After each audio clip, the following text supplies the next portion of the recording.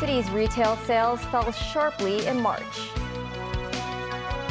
Government releases dates of general holidays for next year. And China successfully launches moon mission.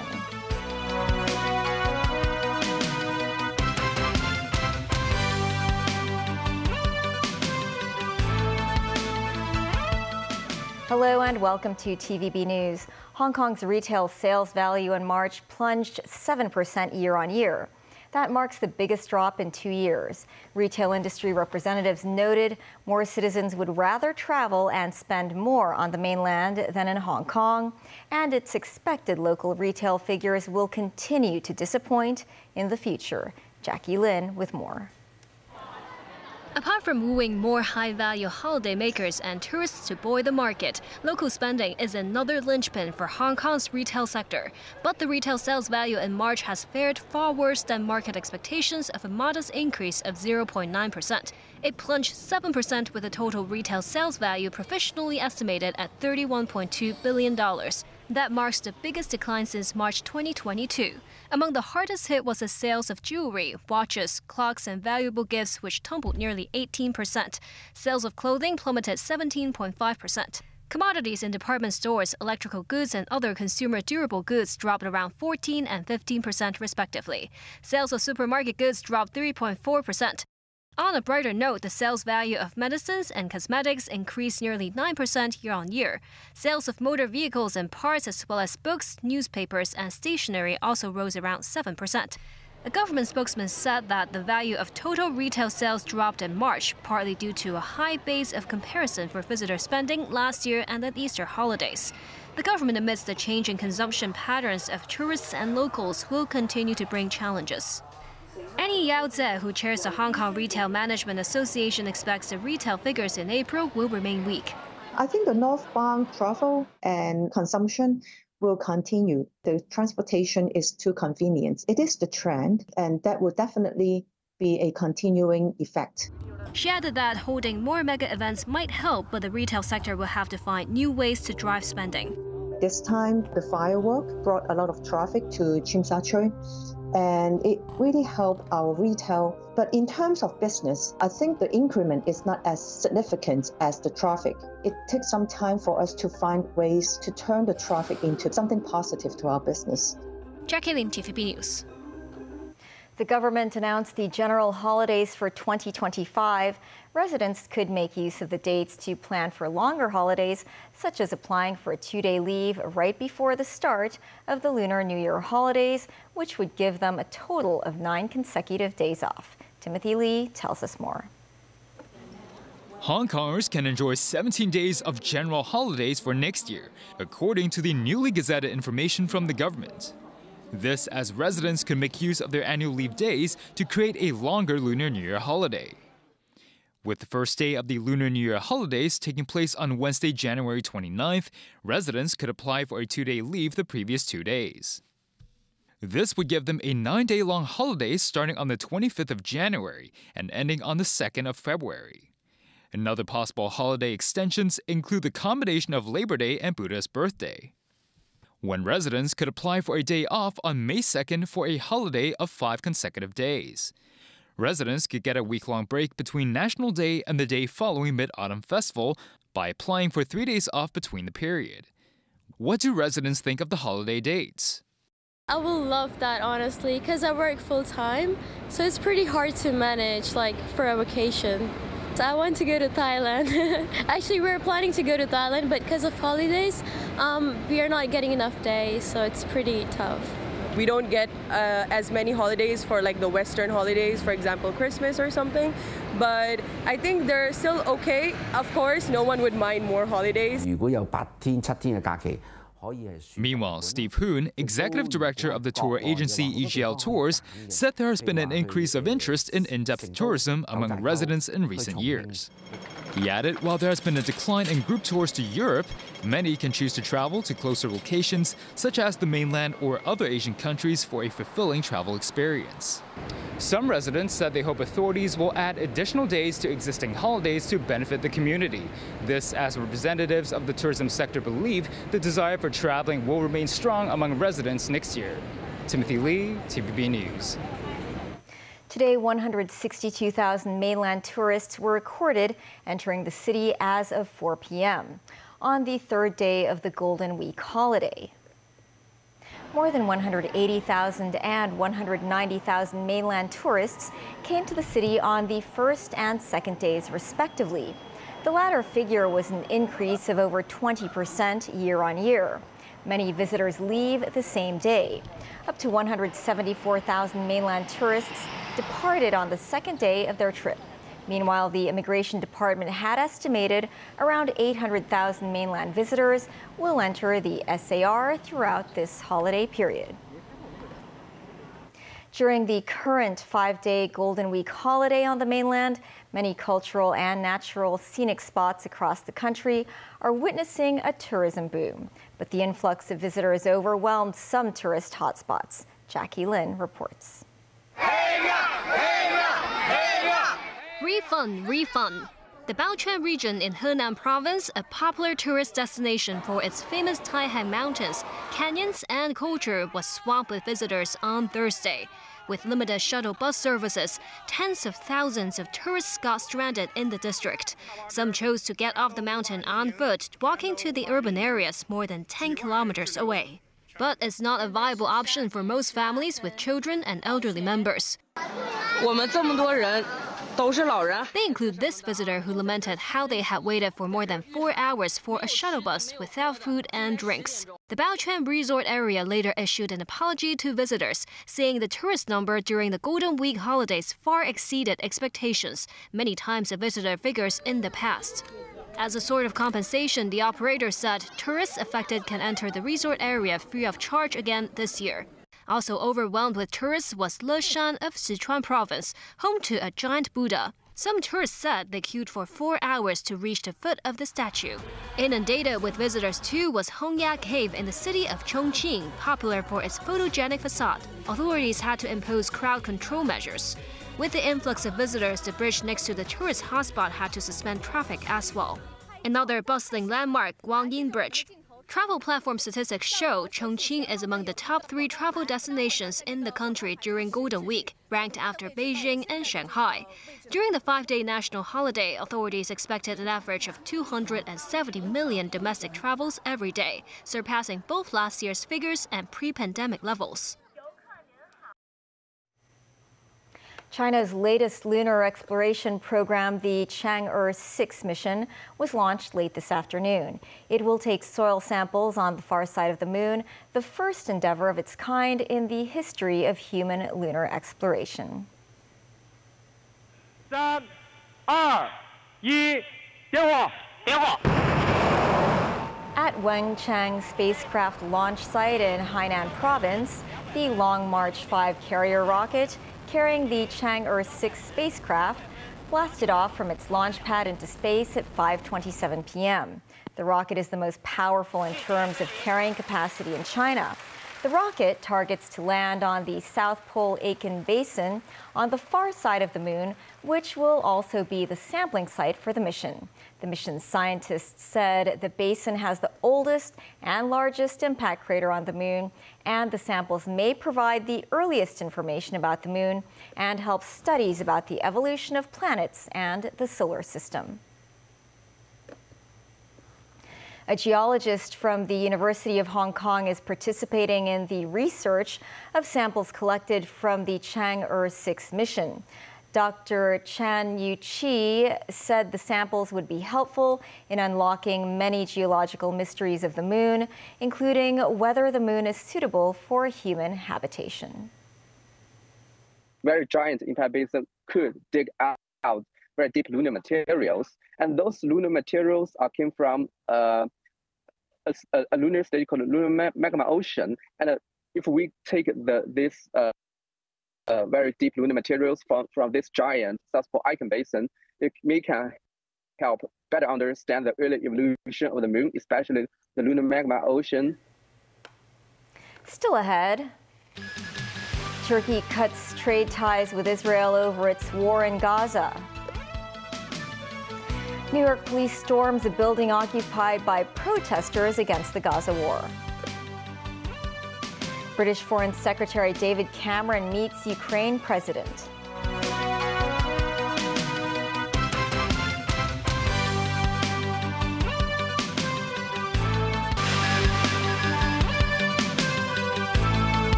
Welcome back. Turkey has halted all trade with Israel over military actions in Gaza. The Turkish Trade Ministry said all exports and imports in relation to Israel have been stopped. Meanwhile, an airstrike this morning by Israel has killed at least 7 people in Rafah in southern Gaza. David Garrett reports.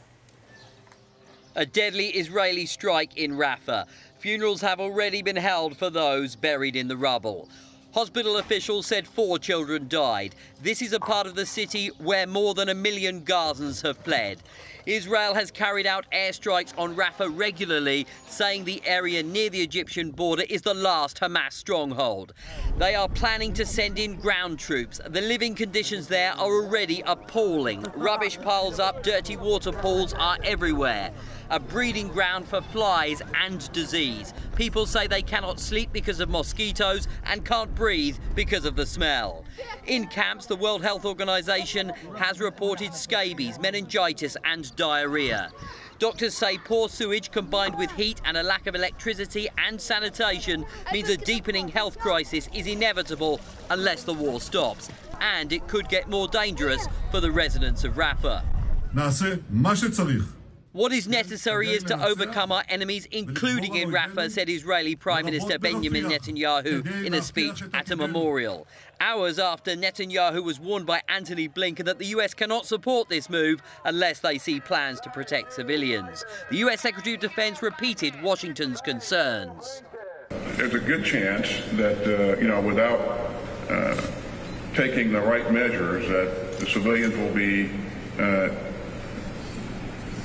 civilians will see a lot more civilian casualties going forward. So before anything happens, we certainly want to see them address that threat to the civilians. Israeli hostage protesters disagree with Netanyahu's Rafah plan too. They are demanding their government do a deal with Hamas to bring those they care about back to Israel. The army will go inside Haifa. We're probably going to lose most of the hostages over there, and we must have a deal before Rafah. Rafah needs to be after a deal. A deal is on the table that could stop the move on Rafah. Blinken said Israel had made concessions. Mediators, Egypt and Qatar, are hoping to broker a deal, with Hamas sending a delegation to Cairo for another round of negotiations on new proposals. Israel would gradually withdraw troops from Gaza in exchange for hostages being released by Hamas. But there are still key details that need to be worked out. The main one is Hamas's demand that the ceasefire not be a pause in fighting, but a complete end to the war, including a full Israeli withdrawal from Gaza. It's not clear whether Israel is ready to make that commitment. These families are already planning to leave Rafah, saying the ground invasion is inevitable. They don't know where to go. David Garrett, TVB News. In the U.S., more than 2,100 arrests have been made since the campus protests against the Gaza war began, as U.S. President Joe Biden condemns the violent disruptions on college campuses across the country. NBC has more.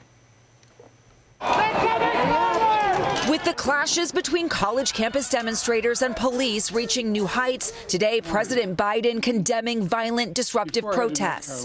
Vandalism, trespassing, breaking windows, shutting down campuses, forcing the cancellation of classes and graduations.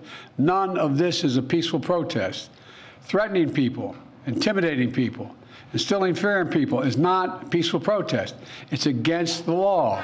Dozens of universities and colleges across the country continuing to grapple with how to handle the growing movement of pro-Palestinian demonstrators. This morning at UCLA, law enforcement breaching the massive encampment just before dawn. All right, police and riot gear. Right now, you hear the flashbangs there, but the police, they are breaching the barrier, trying to make their way into the encampment. The students, though, they are pushing back and trying to hold the line. Demonstrators, many of them in hard helmets and gas masks, appearing to use fire extinguishers aimed at police trying to fend them off. Police pushing back with overwhelming numbers. California Highway Patrol officers making hundreds of arrests. We're not going to back down. We have to be forced. Students demanding divestment from Israel, but also taking their protests beyond the war in Gaza, calling for defunding the police as well, and asking supporters to bring them supplies, including material for shields, umbrellas, and water. Today, the campus left covered in trash and busted tents. The university's iconic Royce Hall defaced with graffiti. Some of those arrested, now released from a downtown jail, speaking out. How do I feel? I've never felt more proud of myself or my community. Across the country at Columbia University in New York, the NYPD today releasing portions of body cam video from Tuesday night's raid to clear Hamilton Hall. Police finding protesters sitting on the ground with arms linked. Nationwide, more than 2,100 arrests have been made connected with campus protests. Today, Portland State University campus closed down as police made 12 arrests and cleared the school's library. Overnight, 4 arrested at Yale, 90 removed from campus at Dartmouth. And at the University of Wisconsin's Madison campus, defiant students reestablishing their tents just 24 hours after police disbanded the encampment there. We're going to be here indefinitely until they meet our demand. Back at UCLA, cleanup is underway. Professor Graham Blair, who was arrested this morning in the encampment, is defending the students' right to protest, despite some of the tactics they've used. I think anyone who is worried about graffiti on buildings on a college campus needs to come visit a college campus. It's 18-year-olds who are learning for the first time how to express themselves. Britain's governing Conservative Party is suffering heavy losses as an array of local election results pour in Friday. This puts pressure on Prime Minister Rishi Sunak ahead of a UK general election in which the main opposition Labour Party appears increasingly likely to return to power after 14 years. The main opposition Labour Party won control of the councils in England it hasn't held for decades. The only negative for Labour has been in some areas with large Muslim populations where the party's candidates appear to have suffered as a result of leader Keir Starmer's pro-Israel stance in the conflict in Gaza. British Foreign Secretary David Cameron met with Ukrainian President Volodymyr Zelensky during a visit to Kyiv on Thursday. Cameron has promised £3 billion of annual military aid for Ukraine for as long as it takes. The Kremlin called British weapons to Ukraine that target Russia a direct escalation of the conflict. Tracy Furness has more. David Cameron toured a display of destroyed Russian military vehicles in St. Michael's Square in Kyiv Thursday. Cameron, who was Britain's Prime Minister from 2010 to 2016, only returned to frontline politics as Foreign Minister a few months ago. His visit to Kyiv came as Britain is about to send its first military aid package to Ukraine. Cameron said that a £3 billion a year package for Ukraine was for as long as is necessary. The UK is once again absolutely leading the way in how we support Ukraine. The announcement by the Prime Minister that we will give £3 billion every year for as long as is necessary, and we've just really emptied all we can in terms of gifting equipment, and the biggest amount of equipment we've been able to give so far, and some of that is arriving today. Cameron said Ukraine had a right to use the weapons provided by London to strike targets inside Russia, and that it was up to Kyiv whether to do so. He met with his Ukrainian counterpart, Foreign Minister Dmytro Kuleba, as they paid respects to fallen Ukrainian servicemen at a memorial. President, very good to see you. Cameron later held talks with Ukrainian leader Volodymyr Zelensky. Thanks for this package also, that it been together with the Congress decision, and I think everything has influence. So thank you very much. The aid comes at a time when Ukraine is struggling to hold off advancing Russian forces on the eastern front line. Tracy Furness, TVB News. U.S. President Joe Biden has called Japan and India xenophobic, claiming the two countries don't welcome immigrants. Biden made the comments at a fundraising event in Washington, D.C., while addressing a mostly Asian American audience. He argued that Japan, India, as well as China and Russia would improve their economies if they allowed higher levels of immigration. U.S. National Security spokesperson John Kirby said Washington's allies and partners know well in tangible ways how the president values them. Herons are some of the most common birds in Hong Kong, and they breed from March to August every year. They also nest in woodlands to form a heron forest, and they observe their companions' flight routes to forage food. Take a look.